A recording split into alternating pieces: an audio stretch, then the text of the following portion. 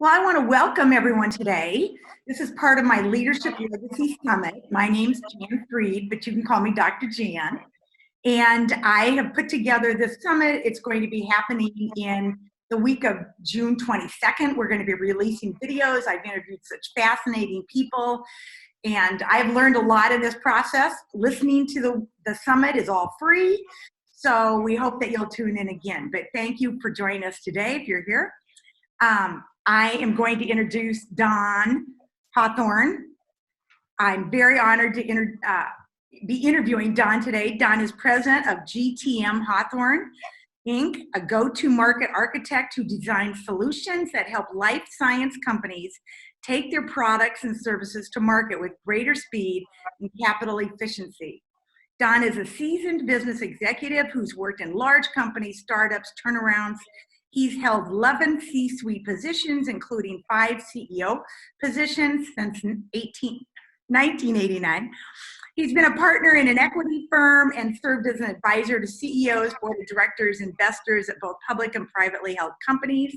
Don has raised more than $310 million of debt and equity monies in public and private markets. He's closed business deals, he's sold companies, he's supported other merger and acquisition transitions. So welcome to the summit, Don. Thank you so much. Appreciate the chance to be here. Well, wonderful. Well, why don't we start off? Why don't you give us an overview of your career? Because it sounds fascinating. You certainly have a lot of experience. I guess the high-level summary is that I started off in the Bay Area, spent the better part of 20 years working in Silicon Valley, almost exclusively in the life science area. And then just over 20 years ago, moved to the New England area, where I joined an equity fund and then began to run a number of companies. So half in the Bay Area, half in the greater Boston area, and a chance to initially be a CFO, and then became a COO several times, and then began to run a number of companies. Wonderful. That's great. Well, in January, I realized you published an article on LinkedIn about the 5 management habits that drive GTM success. Describe a few of these that are foundational to GTM and overall company success. Sure. I think there's really 2 core principles that are important for us to keep in mind. The first was articulated by Rita McGrath, who is considered one of the top strategy thinkers in the world. And she put forth the principle that we live in a world now of transient competitive advantages. In other words, the old idea that you could develop a product that would have a sustainable competitive advantage and be differentiated for years is long gone, and the new normal is this transient state. And what that means is that you have to constantly be on the prowl to develop new competitive advantages and keep rolling them into the marketplace. And she points out how that requires a different set of skills than would have been required, say, 20 or 30 years ago. And so that's the competitive marketplace angle of how you take products to the market, services to the market. There's another angle, which is what kind of company culture is required to be successful in that kind of environment in the marketplace. And here the Boston Consulting Group put forth an idea that what's required is what they called an adaptive high-performance corporate culture. And its theme is essentially one you'd expect, which is we live in a complex, highly dynamic world where nothing is certain, and therefore you have to have the ability to experiment, and you have to have the ability to implement and exploit things in the marketplace, and that those 2 together are foundational for having an adaptive culture. Well, that's interesting because I'm big on culture also. So I do leadership development workshops, and I really stress, leaders have to create this culture. And so what you're really talking about, I think, is creating a culture where people will make mistakes, because not everything's going to work out. But yet when I do workshops, most cultures still do not allow people to make mistakes. Right. How can leaders create that kind of culture that you're talking about?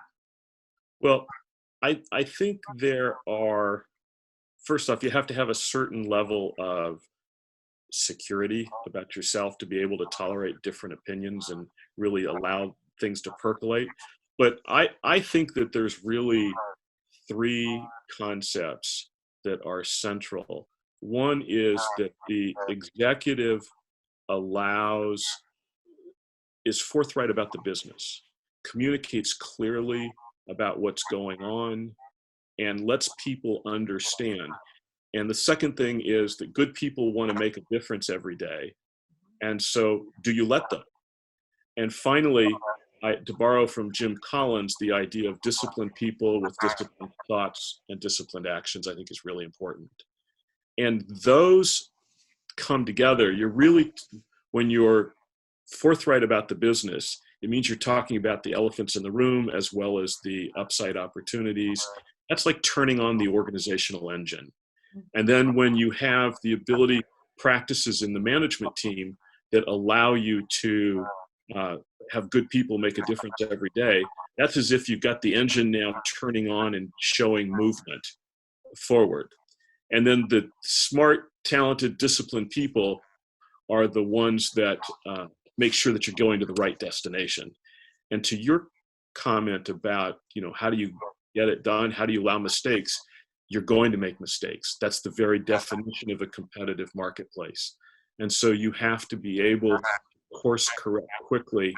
And I think that's where the disciplined people are very helpful. Yeah, excellent. Well, and I love that metaphor too about the engine. That's good. So, and culture is so important. Well, we do have people online listening, so I want to encourage people, go ahead and put your questions in the chat, questions or comments. We definitely will have time at the end of this interview to answer your questions. So again, please just go ahead and use the chat. So, well, great. Well, with your CEO hat on, what do you think are the keys to building go-to-market success? Well, I think there's really both the organizational topic that we've been discussing, and then there's some specifics related to go-to-market. And let me take you back to, it's a concept that Jim Collins also mentioned in his Good to Great book, but it's the fable of the hedgehog and the fox.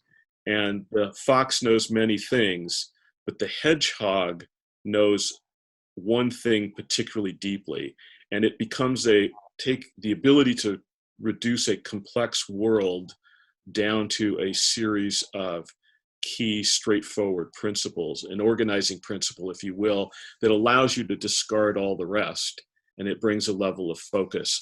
And I have concluded, after talking to CEOs and seeing what companies do, I've concluded that the word is clarity. The hedgehog concept word is clarity. And let me explain a little bit what I mean. When a new CEO steps up to the table, they don't stand up and say, wow, Jann, my mission here is to build a mediocre or worse company. Of course not. What they do is they talk aspirationally about building a great company. And yet, if you look at the evidence, there's very few great companies. And that begs the question of why. And that really became something that intrigued me for a long time. And I began to think about it and say, all right, maybe if you take the hedgehog concept, you can come up with something that once somebody hears it, they go, oh, of course, that makes perfect sense. So it's not like it's rocket science, but it's the idea that you can create something that's simple, clearly understood, and actionable. And that CEOs can then take that and have that level of clarity as they then go forth and say, look, we're going to do everything we can to build a great company. And that's where I say there's really two components. So clarity level one is you have to have this adaptive high performance culture. And the second thing is you have to have go-to-market success. One is a process and one is a substantive deliverable into the marketplace. Yeah, well, lots of companies could benefit from that knowledge and wisdom actually right now. Because I want to kind of tie this to current times. How has your work or your thinking changed because of COVID-19 or the pandemic that we're working and living in? Well, I'm fortunate to be in the life. Stories about this, or yeah. Well, I'm fortunate to be in the life science industry where everybody's on overdrive, actually. So it's, in other words, if you look at what the diagnostics companies are doing, they're developing a whole set of tests so that people can find out if they have the disease or had the disease. You've got vaccine companies that are actively pursuing the development of vaccines, and you've got some therapeutic activity. So what it's done is it's galvanized a lot of activity where people are looking at possibilities. And I'll give you an idea. Saliva diagnostics has some applicability in the COVID-19, and can it be used, for example, in a dentist's office or a doctor's office or clinic? And so there are examples, things like that, where you're looking at ways where you can really make a difference. Okay. Well, here's a question in the chat that kind of ties these two things together. In today's environment, does the pace of change eliminate the tolerance for being wrong, to make a mistake? That's a great question. The culture that you were describing, and then, with the pace of change, or another way to say it, as a leader, how can you create this? Well, so let's go back to this hedgehog concept of clarity.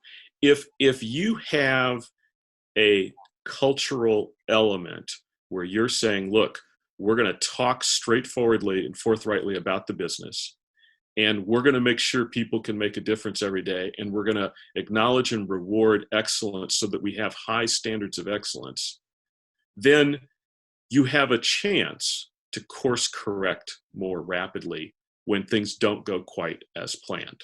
Now, there's a separate conversation that we'll get to, I'm sure, on go-to-market success, which is you darn well have to pick the right things and understand the unmet needs, the jobs the customers are trying to get done, and deliver something that actually helps them get that job done. And that's the substantive side. And when you start down that path, you'd better get it right, because it's that's not quite as quickly changeable as you start to commit more and more resources to the game. Yeah, no, that's a great point. Well, I want to, because I'm calling this Leadership Legacy Summit, my passion right now is the whole idea of leadership legacy. So when I say, if I just use the word legacy, how do you define it? What does that mean to you? Well, again, I'll go back to the life science industry angle, in that part of the reason most of us are in the industry in the first place is the idea that we want to help people lead healthy lives that lets them live longer and better. And so there's an element of legacy and mission orientation to that.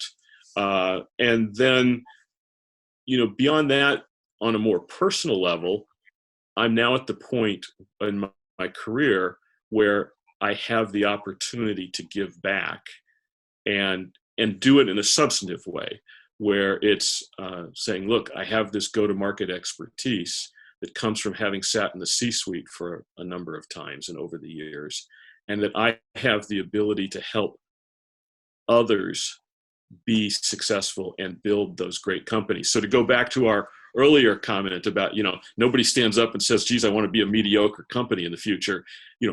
How can you share advice on the substance of going to market, which is non-trivial? And, it'd be good if we got into some of that during the hour as well, because then what we can do is talk about how you make the right things happen.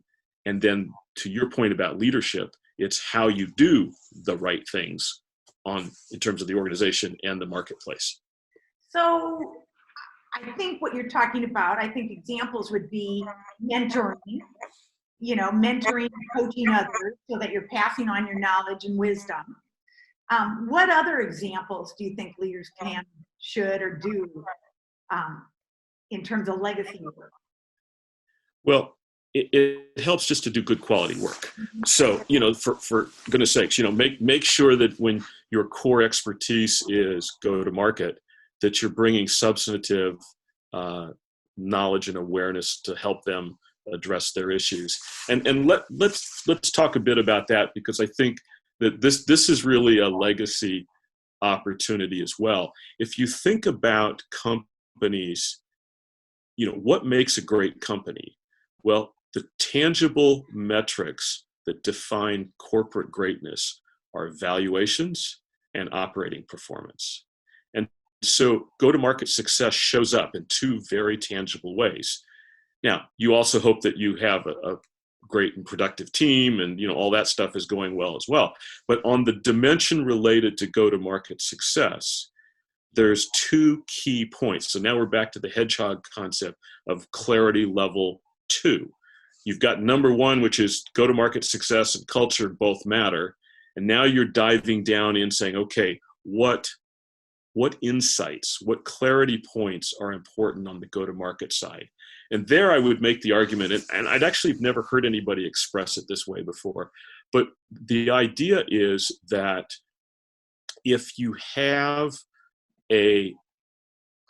recognize that go-to-market success is the critical element to determining whether your company will be successful, then you need to focus on it every single day of the week. And what I mean by that is you have to raise money at certain times, equity monies, debt monies. Well, guess what? What are they going to diligence? They're going to diligence your go-to-market plans and performance. Same way when corporate partners come in and they want to explore, whether they do a deal with you, they're going to diligence the same topics. Same with M&A transactions. Product development, they're going to diligence whether you really have an unmet market need that you're satisfying with the product that's in the pipeline. And certainly there's go-to-market related work for products already on the market. So what that does is that means that every single thing you do related to go-to-market, everything you do as you lead the company has to connect to recognizing that it's the go-to-market factor that is the critical element to success. And then the question goes back to your point on leadership and, what are the challenges to leadership? And we're back to the point that 70% of products and services that are launched into the marketplace fail to meet expectations. Why? What's causing that to happen? And I've concluded that there are 3 particular challenges that have to be simultaneously addressed. One is the product specific one. The second is the organizational specific one. And the third one is the marketplace. So you're going to stretch your organization in ways you've never imagined when you're taking a product to market. And you better have the product side as best figured out as possible when you are stretching your organization. But even if you get both of those right, the marketplace can come along and swat you down and you're in trouble. So you have to do all 3 well simultaneously. And frankly, a lot of companies don't do so well at that. And that's why it's hard. And yet, as I said in the previous clarity point, it's also the critical element to success, which then takes you back to how you do leadership. Because, boy, you got a lot of work to do and you got to do the right things at the right time. Right. Yeah. Now, this is fascinating. Well, another question about legacy. How do you think people might change how they view their legacy or how they view what legacy even means during this pandemic? Do you see any, in your mind, is there any difference or? I had 2 thoughts that popped into mind as you said that. One is to make the same point again about the life science types.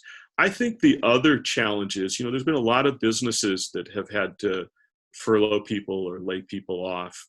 And I think that there's a concern, kind of a Maslow level 1 concern about how do I get work? How do I pay my bills? How do I take care of my family? And I think that's, how that gets handled can impact people's lives and be legacy impacting. There a lot of articles have been written about CEOs who are handling this very well and others who are not. Lots of letters circulating, good letters and other bad examples of, people being laid off via Zoom or, but then some really good examples of very thoughtful, compassionate, caring letters, still honest, still being direct, but being very caring in the tone. So, well, that's very interesting. Well, we do have people listening, and I really would like to have some questions in the chat. I know Don would also. So please put some questions in there. I always have more questions, so I'll keep going until I see some questions in the chat. But I always love to ask the question, what else should I have asked you? Or what would you like to share that you think people need to know? Because obviously you're very knowledgeable, you have all kinds of life experience. So what would you like to share that people need to know, or what else should I have asked on? Well, that's a favorite question of mine, so I have to tell you a legacy story. Okay. The very first Wall Street analyst that came to visit me in my last California startup, he was pretty much straight out of undergrad and really bright guy who has gone on to have enormous success. And that was his question. He would always conclude the conversations. And I'm thinking, okay, what a great way for a then young guy to start. And, his track record since then has only reinforced how savvy and smart he was. So I think I spent some time in turnarounds earlier in my career. Let's talk about the legacy and the behaviors and how you handle it. It ties in somewhat to what you were just saying about how people are handling things now. What I found always worked as companies were struggling is you were forthright with them. I seem to like that word today, but it's, you were straight up about what was really going on. And if you communicated about what really mattered, you could draw them in. They would make their own personal assessment on whether the risk was something that they could tolerate. But there's a rule of thumb that people can process bad news, but what they can't handle is extended uncertainty. And I think... Can you repeat that again? I think that's definitely worth remembering. So people can process bad news. They may not like it, but they'll process it and eventually they'll come to grips with it. But what they can't handle is extended uncertainty. Mm-hmm. So when you're dealing with the challenges, whether a company's growing in a successful way or struggling, the question to ask yourself is, have I minimized the uncertainty and helped people to then focus on getting the job done? And, there's John Kotter wrote a great book back in the mid-90s on change. Mm-hmm. And he articulated 8 steps of change. And one of them was, how do you put together a guiding coalition? How do you begin to make it work? And I'll tell you an example of what I did when I was CEO at a number of companies. And this really goes to the, how do you let good people make a difference every day? And I formed SWAT teams, or I encouraged the formation of SWAT teams. And that's SWOT, as in the business strengths, weaknesses, opportunities, and threats. And the idea was that people know what's going on in the company, the middle managers, and they're talking about it informally all the time. And what you're doing is you're saying, all right, Jann, you're raising this issue, and I'm really struck by, I think we need to do something about this because I'm seeing it live, and I've got 2 other peers of mine, and I'd love to go to work and tackle it. And what we do is we would endorse that and say, look, 2 to 4 people typically, sometimes 5, no VPs. VPs and higher only stifle conversation. Mm-hmm. And what you wanted to do is you wanted to get them and say, look, we're going to turn you loose, and we'll give you public recognition for what you're doing and allow you to make a difference for the company. Well, think about the impact, what that is. So you're now letting good people in the middle of the organization who have knowledge about things that not everybody else may have, you're turning them loose to go make a difference. And think of how powerful that is from driving organizational change. The classic is that, again, 70% of change initiatives fail in companies. Well, why? Because you don't get a coalition that comes together. Well, if you're embedding change into the middle of an organization, people are going to go, wow, they really want to do something different here. And so it creates this excitement and buy-in and momentum. And at the same time, it's got a really cool impact if you're a CEO. First off, you're identifying the self-starters in the organization who you can actually then bet on for future positions. And you're also finding out, since you don't allow any VPs on it, which VPs are more inclined to stifle the people underneath them. And there's information in that as well. So I found that that's you didn't ask about it, we didn't really cover it, but that was a tool that I used repeatedly to unleash the creative energy of people in the company. I think that's an excellent example. And actually, I wrote 2 books on continuous improvement in organizations. And what you're describing is kind of like a Kaizen team where people are empowered to make the changes that they feel are necessary. One company that does it very well, I'm in Iowa, and one company that does it very well is Pella Corporation. They make windows, doors. They're one of the leading companies, and they will have Kaizen events where they just, the whole idea is continuous improvement, and it's all about empowerment. And it's another way of looking at what you just described. That's wonderful. Well, Dawn, we have another question here. It says, the question is, most management teams probably think they are well prepared to go to market, even though the data will tell you that most do not succeed, as you said. How do you get teams to know they should have someone come in to take a look at what they're doing? That's what they're doing before they go to market. Right. That would be a Hawthorne eternal employment option story, if we could make that happen. So I don't think, the classic problem that has to get addressed in that question, answering that question, is the following.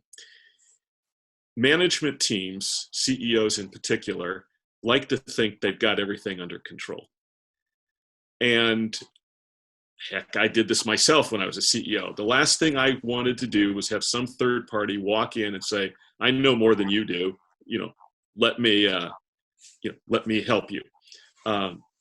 So what I think the way you get that has to be somewhat indirect, or at least not too pushy. And here's what I mean by that.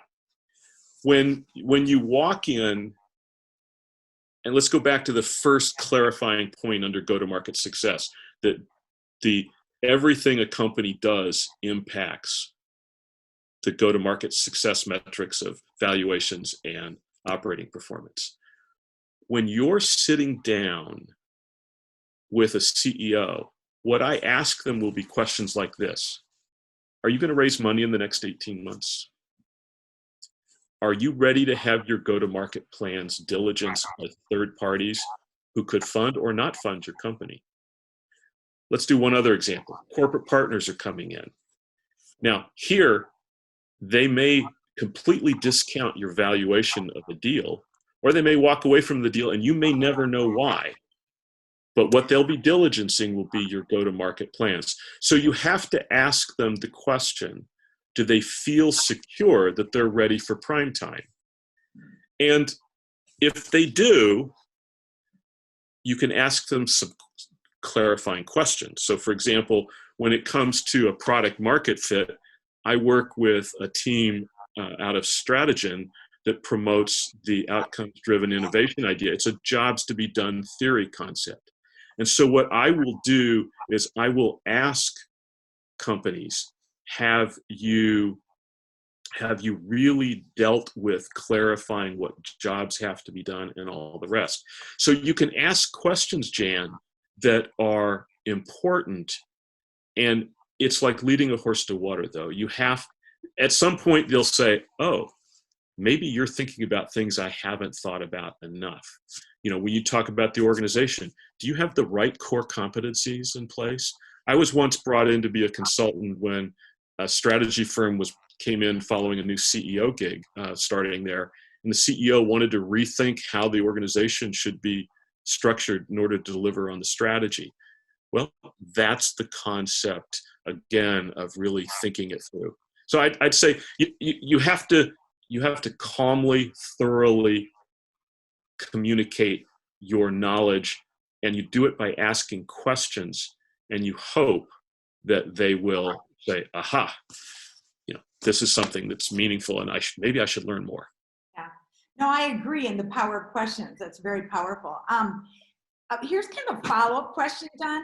How do you get all three go-to-market success factors to come together for a successful go-to-market plan? And what would a process look like to drive these success factors into a go-to-market plan that would drive company funding? Now, these are tough questions, or at least they'd be very hard for me to answer on. So this is great. So one is, how do you get the factors to come together? And then what would a process look like to drive these factors to a go-to-market plan that would drive company funding? Well, I should have answers to that, given that this is what I do for a living.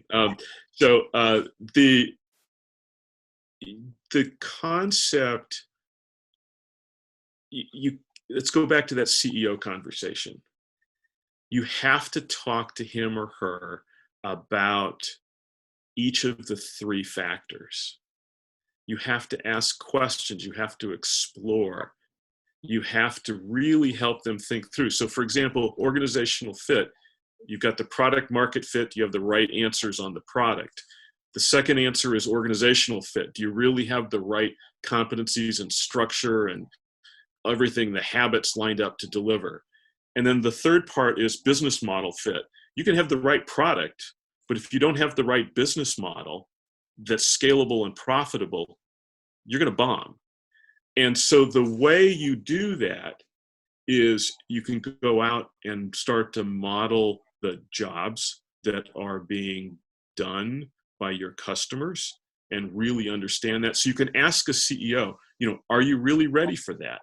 That will inform, given the desired outcomes that the customers want to see, that will define the way you start to think about your organization. And even more importantly, it'll define what kind of business model that you can begin to envision for the company. And it's an experimentation game.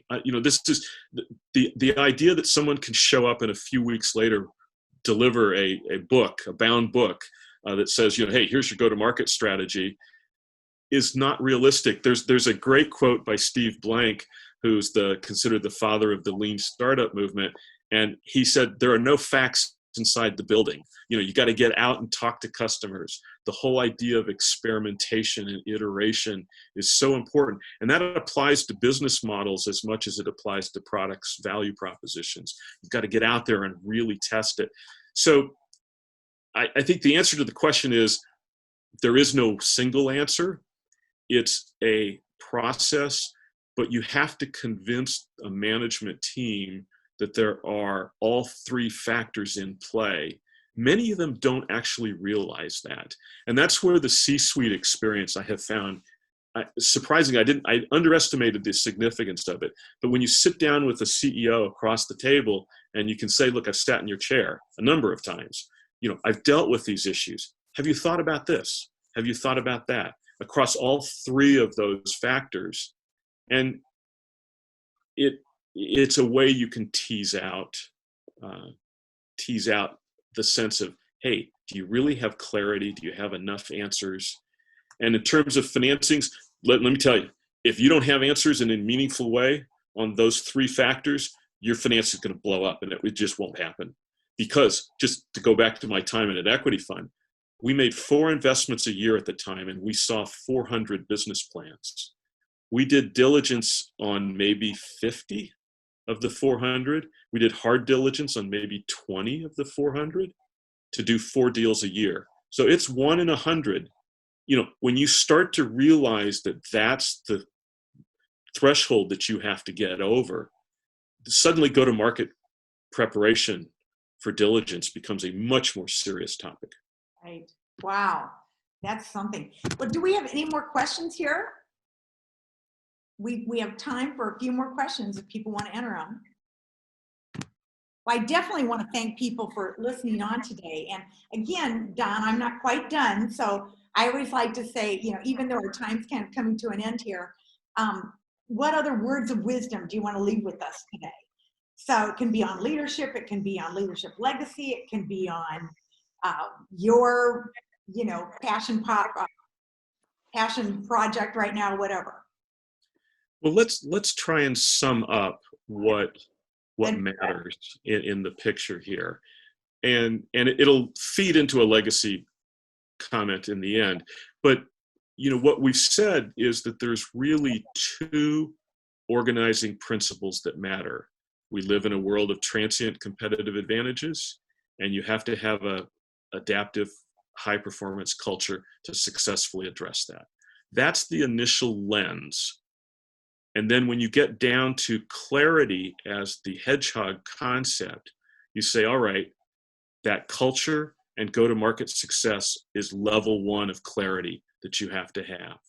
And under the culture one, are you being forthright about the business? Are you letting good people make a difference every day?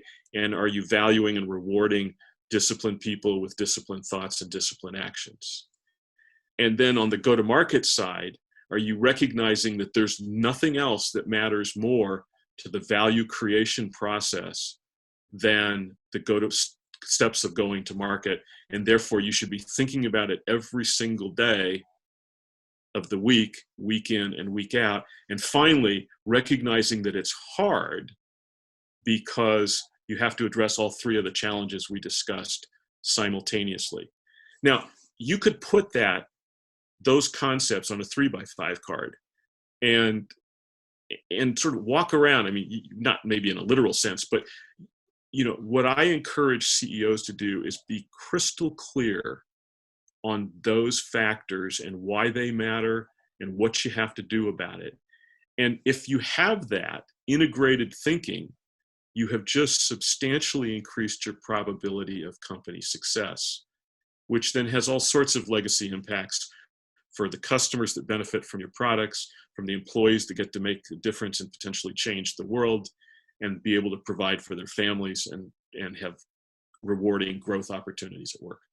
Don, that was a great summary, and it reinforces.